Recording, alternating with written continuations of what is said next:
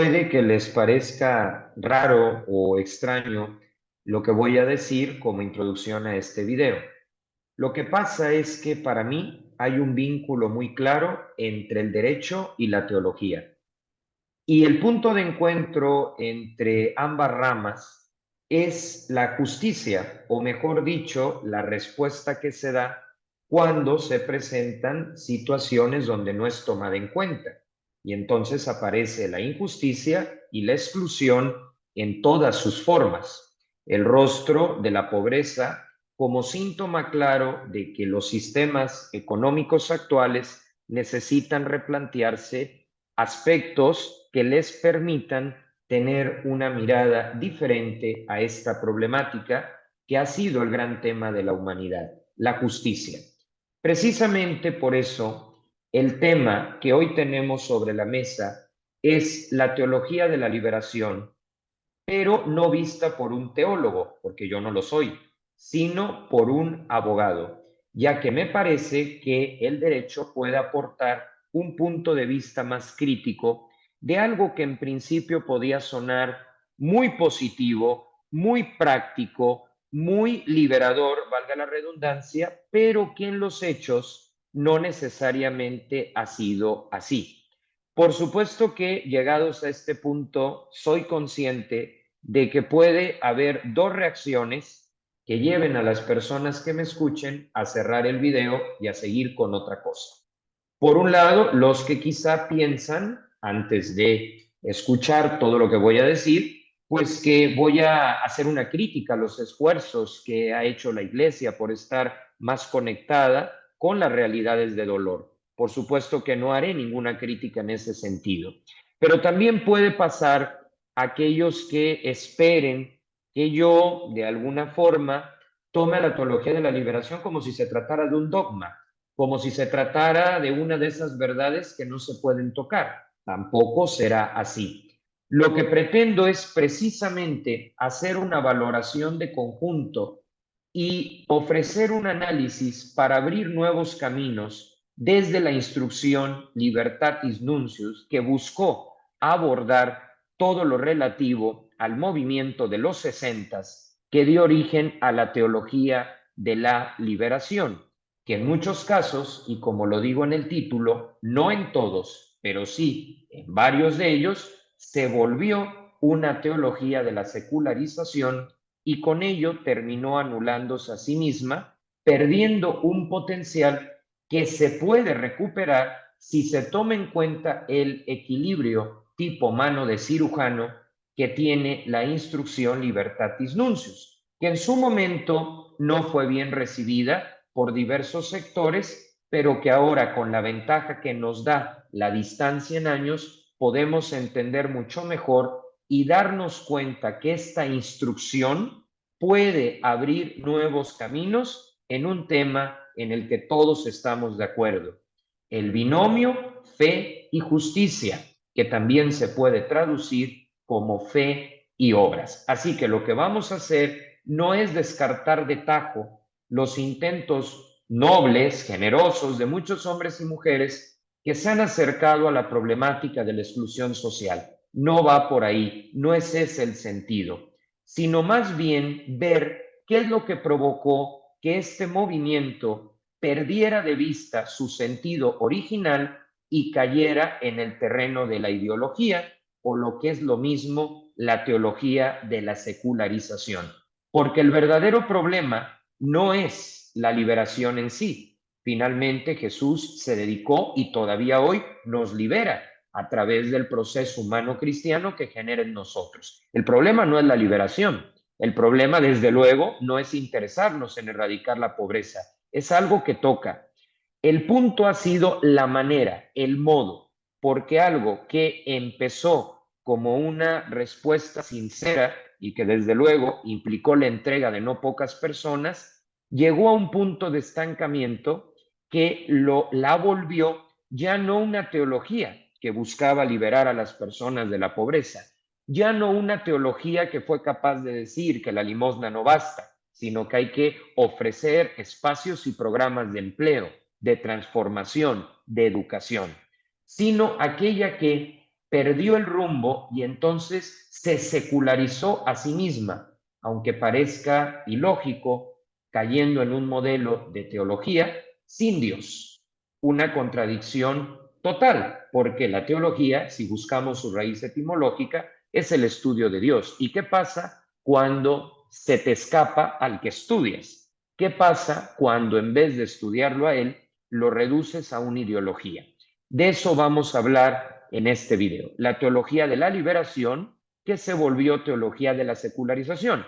Pero no nos vamos a quedar en la crítica, no nos vamos a quedar ahí, sino precisamente la idea es, reconociendo este problema, ¿qué podemos hacer para rescatar ese deseo profundo de una fe que realmente se acerque a la realidad de las personas, pero sin que deje de ser relación con Dios, sin que deje de ser relación con la iglesia, sin que deje de ser algo vinculado a la mística y a la liturgia? Por eso, nuestro parámetro va a ser abrir nuevos caminos desde la instrucción Libertatis Nuncius, que contrario a lo que muchos piensan, no fue una crítica absoluta a la teología de la liberación. Incluso empieza valorando el papel de esta palabra, liberación, pero pone matices como, por ejemplo, el riesgo de lo que finalmente sucedió, que algo que iniciaba bien,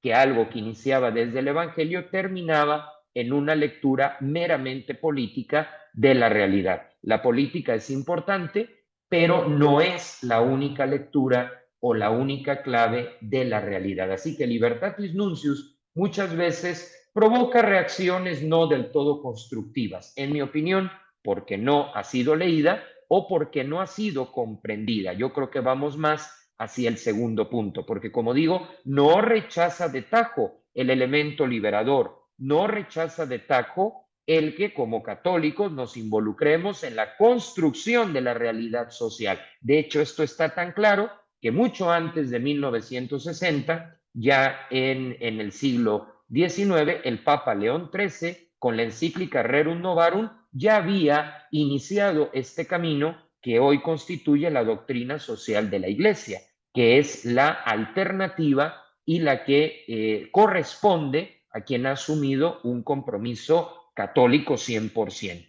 Con esto podemos pasar a los 5 puntos que voy a tomar en esta valoración.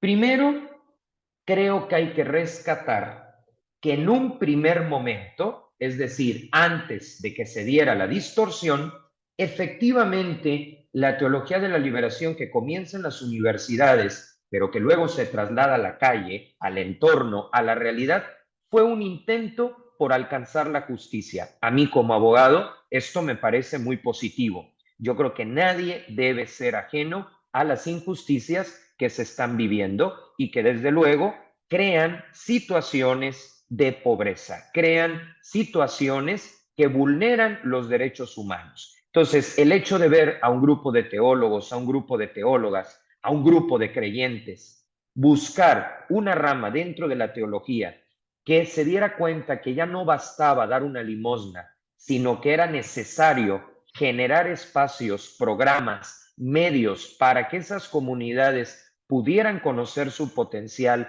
pudieran desarrollar sus productos y entrar como una fuente de ingresos, me parece algo excelente. De entrada, debo decir que ese intento por la justicia es algo fundamental y por ende lo considero positivo y la misma instrucción Libertatis Nuncius apunta en esa dirección. No hay crítica a este intento por responder a situaciones injustas, porque finalmente cuando nos preocupamos por la justicia, vivimos una espiritualidad auténtica, ya que no la volvemos encerrada en nosotros mismos, sino que es contemplar a Jesús para luego bajar a las otras realidades de nuestra vida, ¿sí? Entonces, de entrada, creo que comenzó bien.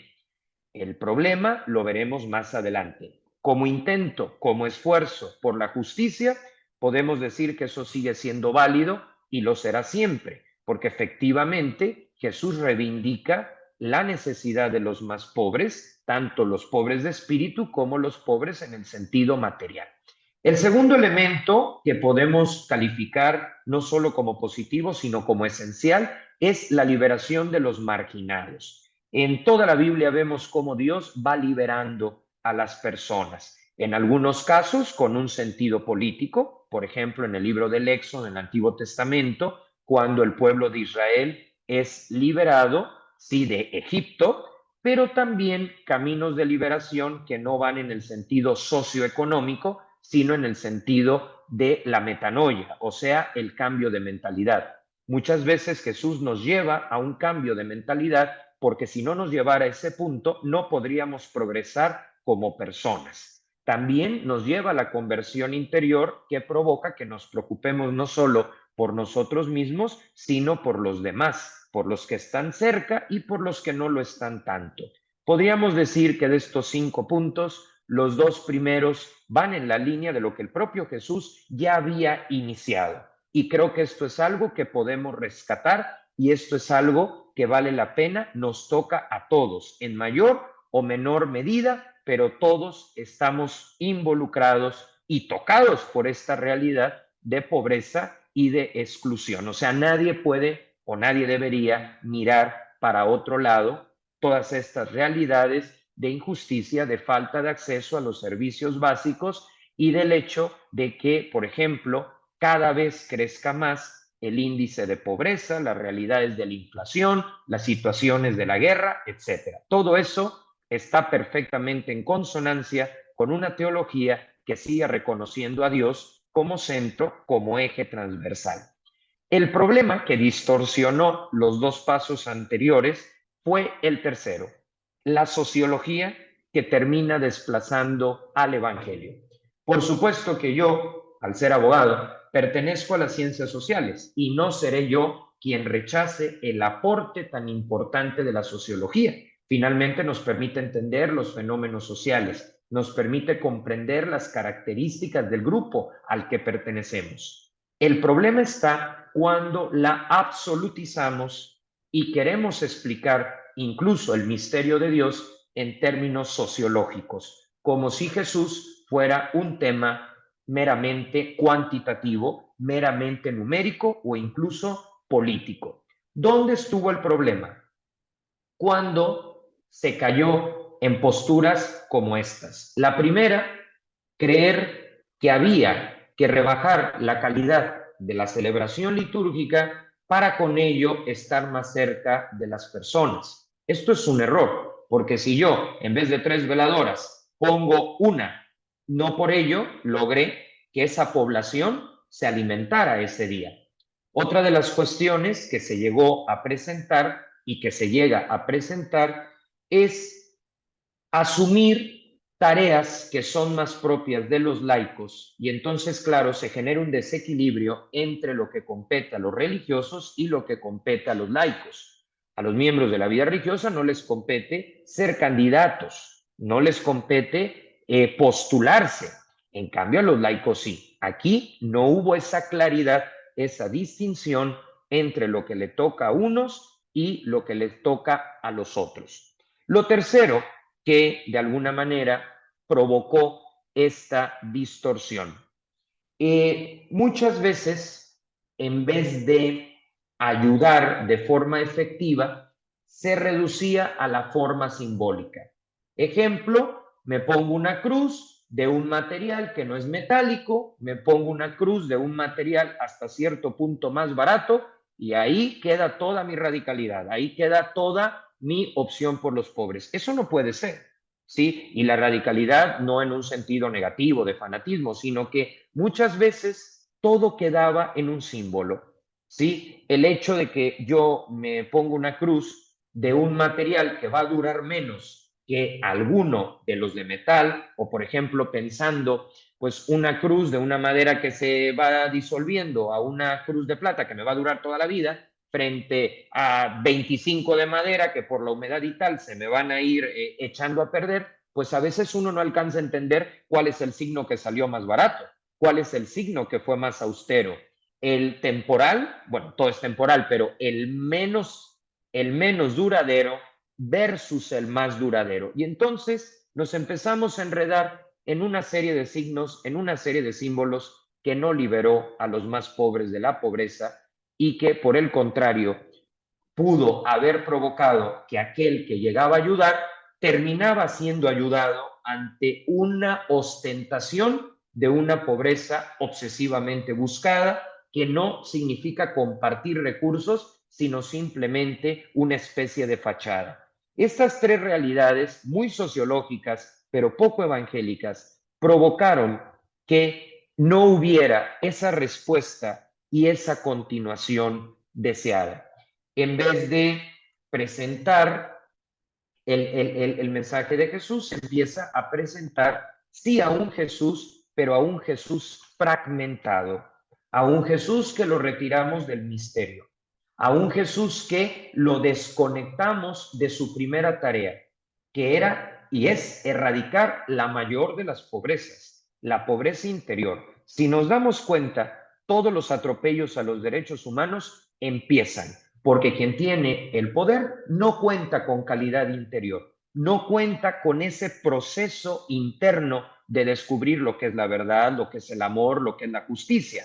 De tal forma que se redujo la figura de Jesús a un revolucionario social cuando en realidad es un revolucionario, pero del interior, ¿sí? Ya que todo avance económico, político, viene de un movimiento interior donde se pongan las cosas en orden, donde se purifiquen también las intenciones y sobre todo visualicemos si de verdad estamos ayudando o si por el contrario estamos estorbando. También algo que desplazó al Evangelio, y ahí es donde entra la ideología, fue una idea que algunos psicólogos llaman mesianismo. Cuando nos creemos que nosotros, por tener mayores oportunidades de estudio, mayores oportunidades económicas, llegamos a quien no las tiene para salvarlo. Y esto es una cuestión grave porque se vuelve unidireccional. Yo llego para salvarte, yo llego para rescatarte y se nos olvida que también una persona que carece de las oportunidades que tenemos, también nos puede salvar a nosotros, también nos puede enseñar algo. Y no es porque estemos exaltando la pobreza es un problema que se tiene que superar.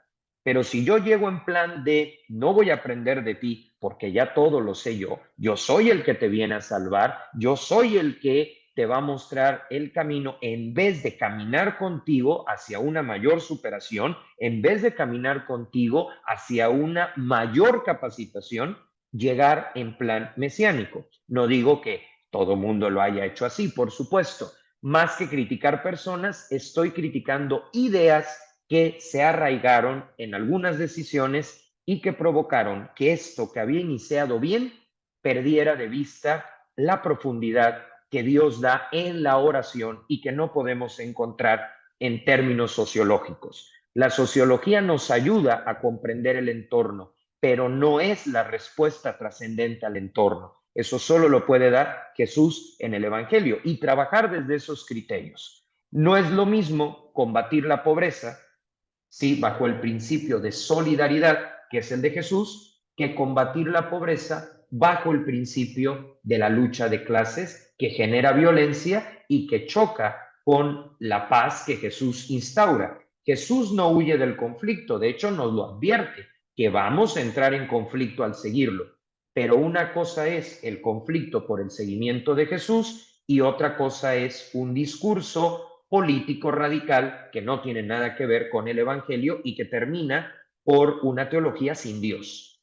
Ahora, estos van en la línea de los primeros tres puntos, pero este tercero es el problema, porque además dio lugar al cuarto punto, la secularización ad intra, es decir, hacia adentro de los propios grupos religiosos, no todos, pero sí algunos de los que se involucraron en la década de los 60, 70 y 80, y el desmantelamiento de instituciones por una falsa percepción de que así se ayudaba a los sectores vulnerables. La secularización o la teología de la secularización es un término que yo lo escuché por primera vez en un video que vi del padre Antonio Sayés, que es, en mi opinión, era uno de los intelectuales, de los sacerdotes españoles que han abordado mejor este tema, porque sin tomar posturas radicales, es decir, sin descartar la necesidad de llevar la fe a los problemas sociales, lo hacía en el equilibrio perfecto, donde había justicia, pero no faltaba la fe, donde había justicia, pero no se olvidaba de los sacramentos, donde había justicia, pero no se olvidaba de la adoración eucarística. Entonces, el padre Antonio Sayés indicaba que el problema no estaba en la teología de la liberación, sino en la deformación de esta por la sociología que desplazó al evangelio y que creó lo que hoy es la teología de la secularización. ¿Qué es la teología de la secularización? Voy a decir el síntoma más claro. Optamos por una vocación en la iglesia, pero la relativizamos. Es decir, dejamos de creer que tiene un sentido y tarde o temprano la vamos eliminando hasta que la perdemos. ¿Por qué? Porque hacemos a un lado la oración y entonces pensamos que todo debe basarse en estudios sociológicos, cuando muchas veces la mirada que se necesita es la del Evangelio del día, con su simpleza y al mismo tiempo con su profundidad. ¿Cómo se nota la secularización? Dejar de rezar. ¿Cómo se nota la secularización?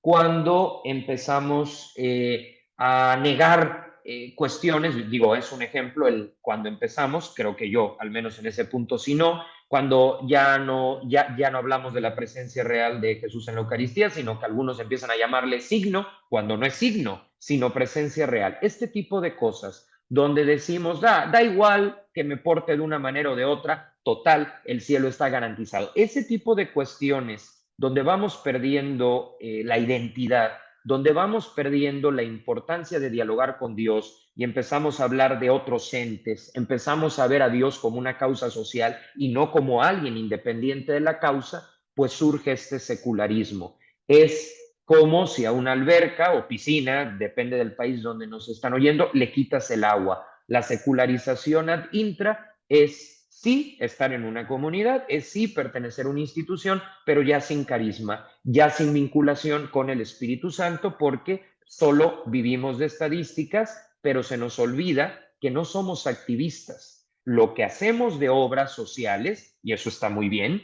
viene de la contemplación.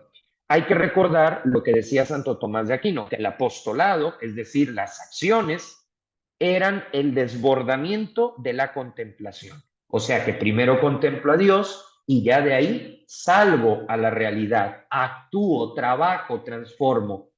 Cuando no lo hacemos desde Dios, pues no es que esté mal, pero no podemos hablar de una vocación y no podemos hablar de una iglesia. Ahora, otro de los efectos de esta teología de la secularización, de esta distorsión que se hizo de un intento sano por la justicia, fue también el desmantelamiento de instituciones, tanto públicas, pero sobre todo instituciones de la Iglesia. De pronto vimos cómo colegios que estaban en zonas céntricas de las grandes capitales de Occidente cerraban, pero no por falta de alumnos, sino porque se consideraba que ya no tenía sentido educar a los futuros líderes, a los futuros dirigentes. Claro, en algún momento sí hubo una etapa de la historia de la iglesia donde se cayó en cuestiones de tipo elitista, y eso desde luego no va con la pedagogía de Jesús. Pero una cosa es corrijo los vicios que pueda haber en una institución y otra es los elimino de tajo y entonces de pronto todo mundo se quiere ir a la periferia.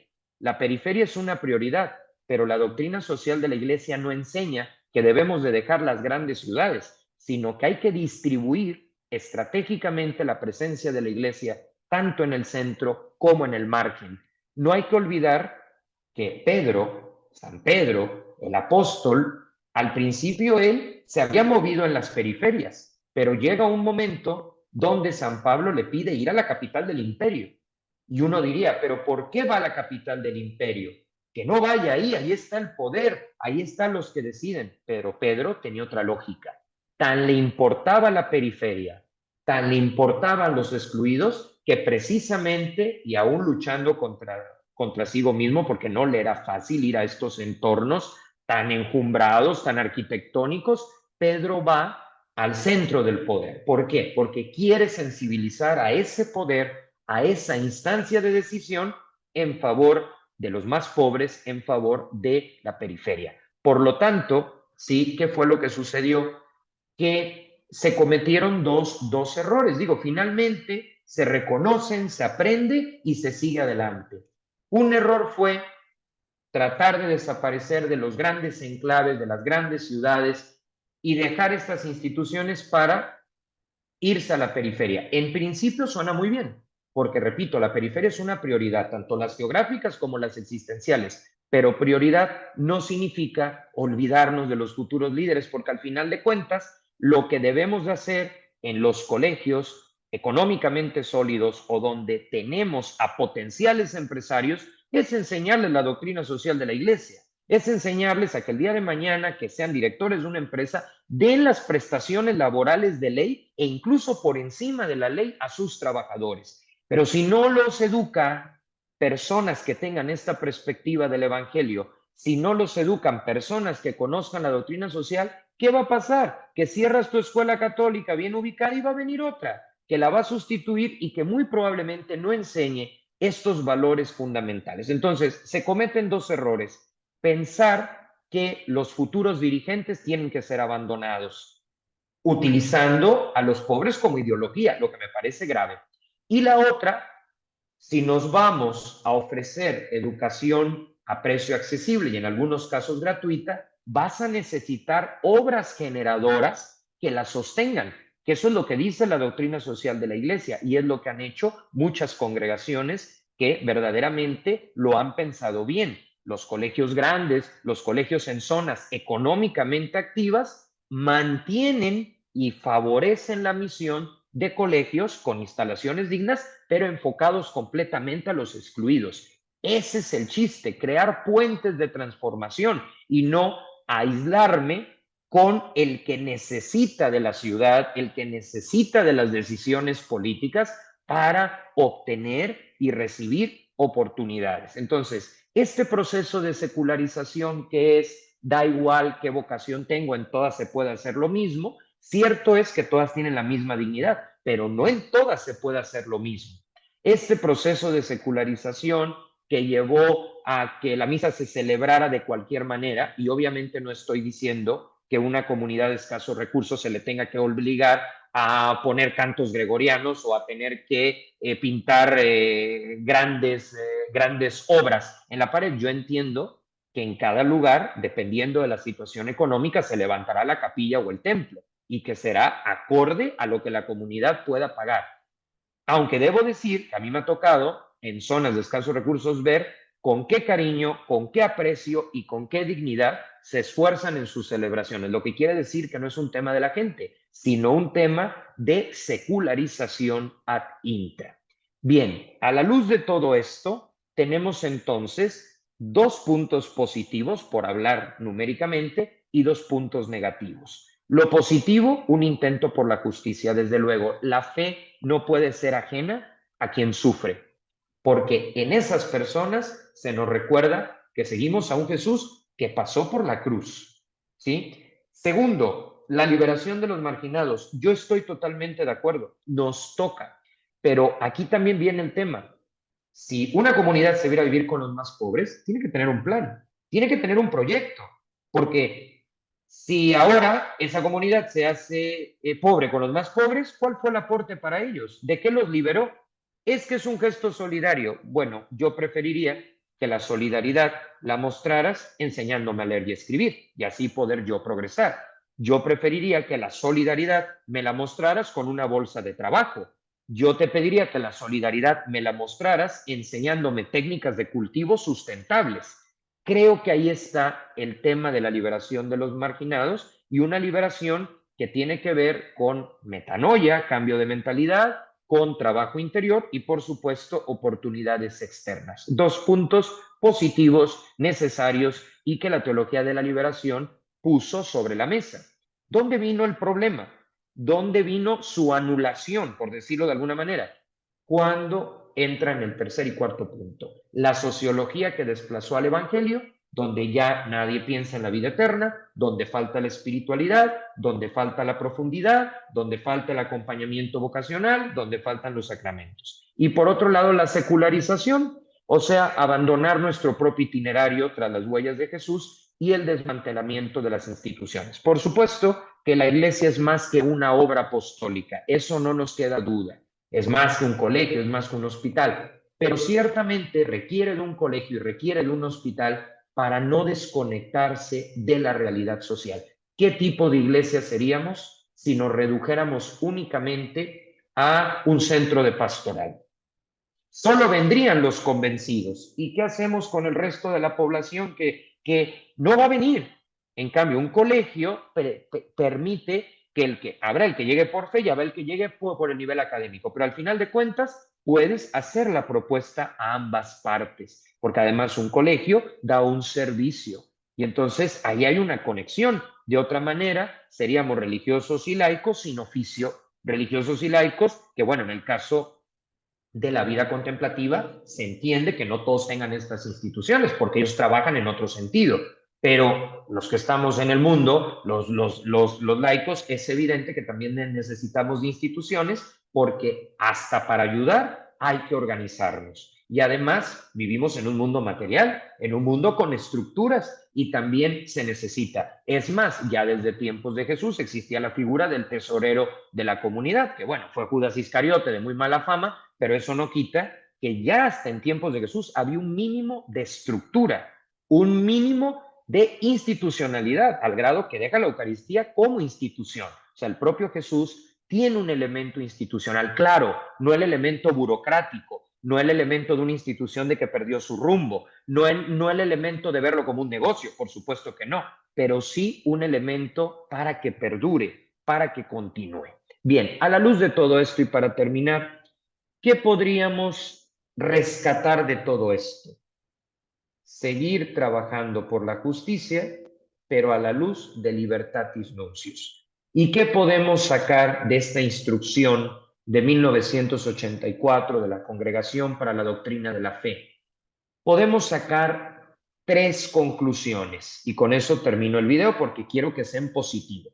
Primera conclusión, la búsqueda de la justicia, de la liberación y de la inclusión de los sectores vulnerables del tipo que sean, está en la línea con el Evangelio. No podemos decir que creemos en Jesús y olvidar estas realidades. Primer punto que nos pone Libertatis Nuncius. Y yo creo que aquí hay un acuerdo. Segundo punto, sí, hacer estudios, pero no desde una dialéctica, desde una escuela filosófica que excluya la palabra de Dios. O sea, la manera que tiene un creyente de ver la realidad no es únicamente por el estudio sociológico, es el estudio sociológico y los valores del Evangelio, porque no vamos a transformar la realidad de cualquier manera.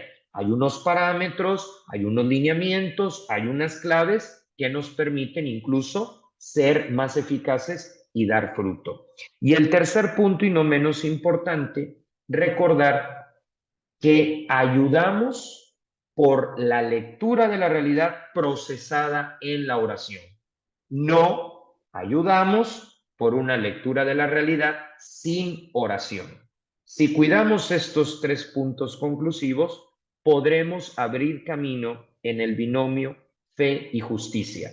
En concreto, ¿qué podemos enseñar, por ejemplo, a los jóvenes? La idea no es decir, o ayudas a los pobres o haces tu hora santa. No, la idea es haz las dos cosas. Ten tu momento con Jesús, que está allí presente, dialoga con él y prolonga esa oración con experiencias, pienso, de voluntariado, con experiencias donde puedas enseñar al que no sabe algo que tú manejas muy bien y también importante, no tener miedo de formar líderes desde la doctrina social de la iglesia.